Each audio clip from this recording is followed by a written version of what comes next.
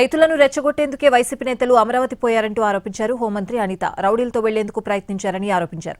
పోలీసులు వద్దని వారించినప్పటికీ వినకుండా వైసీపీ నేతలు వెళ్లారని, వారే దాడికి దిగారని అన్నారు హోంమంత్రి.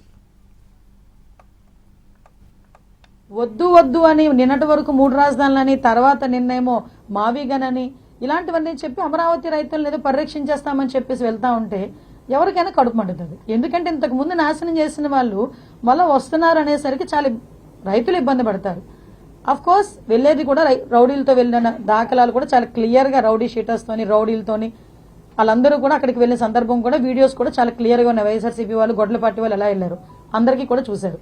అక్కడికి వెళ్లి ఎలా రెచ్చగొట్టుకున్నారో చూశారు. వెళ్ళడానికి ముందు కూడా పోలీసులు క్లియర్ గా చెప్పారు, వద్దు వెళ్ళకండి, అక్కడ అమరావతి రైతులు ఉన్నారు, మళ్ళీ ఇబ్బంది పడతారు మీరని చెప్పినా కూడా కావాలని వెళ్లి అక్కడ ఏదో ఒక అమరావతి ఇష్యూని కొంచెం డైల్యూట్ చేయాలి, అమరావతి కనుక కంప్లీట్ అయిపోతే వీళ్ళకి మనుగడ ఉండదు అనే ఉద్దేశంతో వాళ్ళు చేసిన సందర్భం తప్పించి అందులో క్లియర్ గా ఉన్న వీడియోలు పంపించమంటే మీకు పంపిస్తాను, మీరే ఒకసారి జడ్జి చేయండి.